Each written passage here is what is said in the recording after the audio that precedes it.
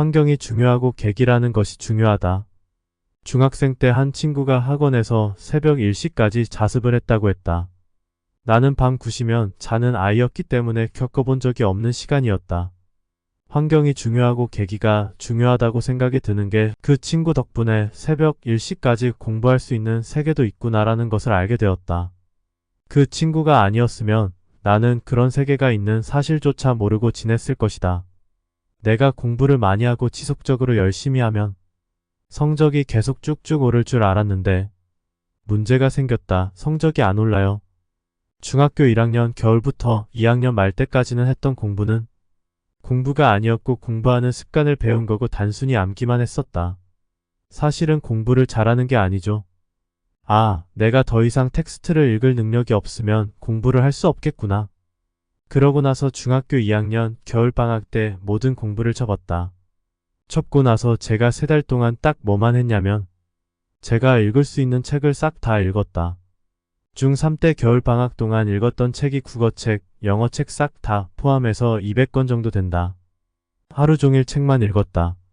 그리고 나서 어느 날 개학을 했고 아침에 학교에 가면서 아빠가 신문을 보시길래 옆에서 신문을 쓱 봤다. 그런데 너무나 무서웠던 게 한 문단이 한눈에 들어왔다. 그때 딱 이런 생각이 들더라. 아, 난 이제 공부하는 속도가 빨라질 수 있겠구나. 그리고 나서 다시 공부를 다시 해서 그 후 단 한 번도 1등을 놓친 적이 없다.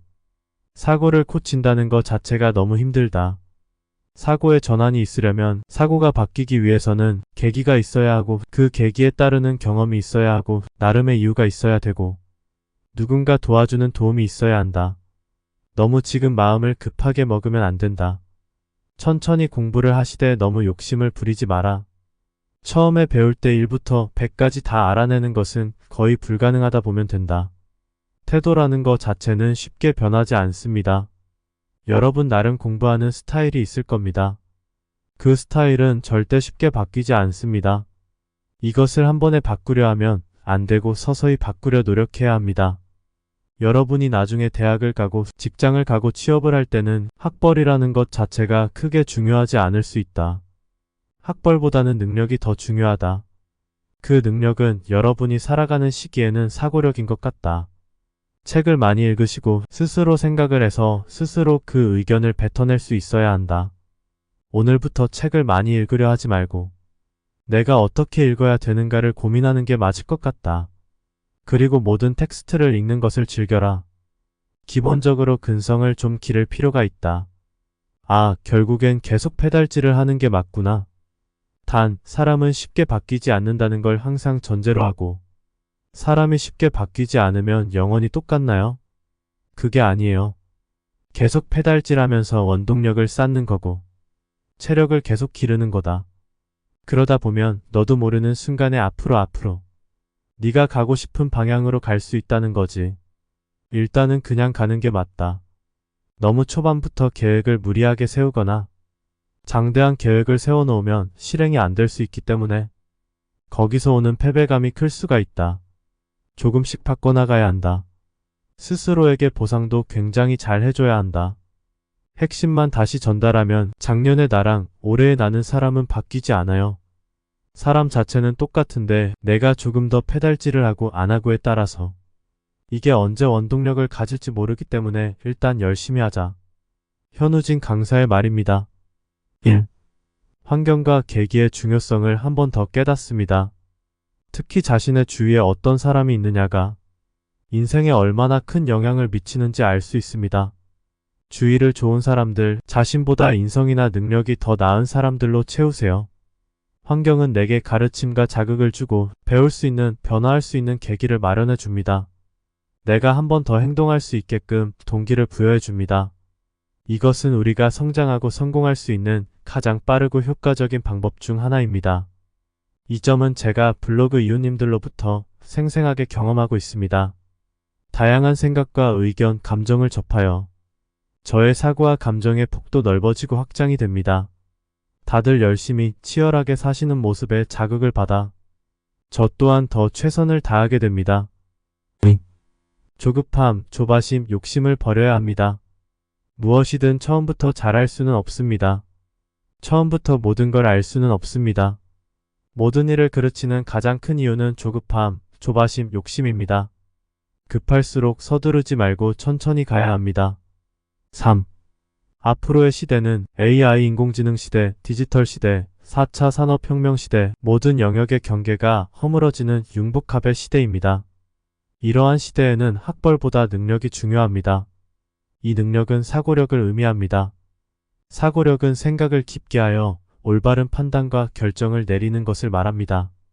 더 쉽게 표현하면 문제 해결 능력이라고도 할 수 있습니다.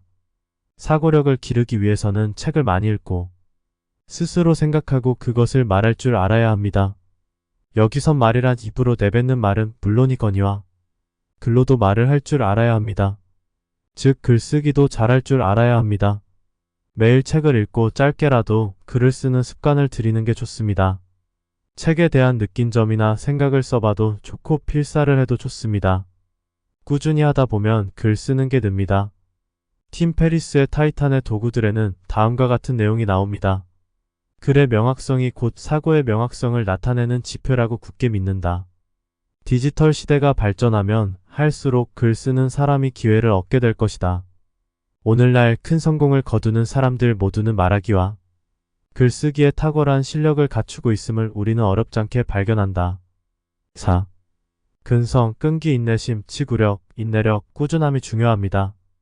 늘 페달질을 하고 있어야 합니다. 그러다 보면 체력이 생기고 원동력이 생깁니다. 이렇게 생긴 원동력이 어느 순간 빛을 보는 순간이 반드시 옵니다. 그러니 일단 열심히 해야 합니다. 열심히 하는 것, 노력을 다하는 것은 언제나 기본값입니다. 이것 없이 무언가를 얻길, 상황이 더 나아지길 기대해서는 안 됩니다. 5. 초반에 무리한 계획을 세우면 실패할 수 있습니다. 실패하면 실패감, 패배감으로 오히려 독이 됩니다. 따라서 무리하지 않는 계획, 실패하지 않는 계획, 실행 가능한 계획을 세웁니다. 그렇게 작은 성공의 경험, 이기는 경험을 해보는 것이 중요합니다. 작은 성공이 모여 큰 성공이 됩니다. 목표한 계획을 잘 수행했을 때 자신에게 칭찬과 격려, 보상을 주는 것이 좋습니다. 팀 페리스의 타이탄의 도구들에는 다음과 같은 내용이 나옵니다. 잠자리를 정리하라. 매일 아침 잠자리를 정돈한다는 것이 그날의 첫 번째 과업을 달성했다는 뜻입니다.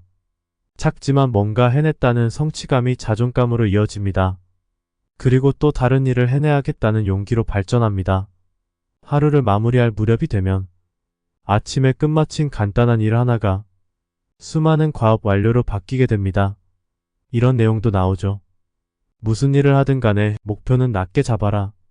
그리고 자신이 반드시 이길 수 있도록 게임의 규칙을 조작해라. 글 쓰는 수의사 투더문이었습니다. 여러분이 꾸준히 글을 쓰면 좋겠습니다. 나아가 책을 쓰면 좋겠습니다. 쓰는 사람이 되세요. 쓰는 삶은 누적 축적되는 복리의 삶입니다. 같이 함께 멀리 갑시다.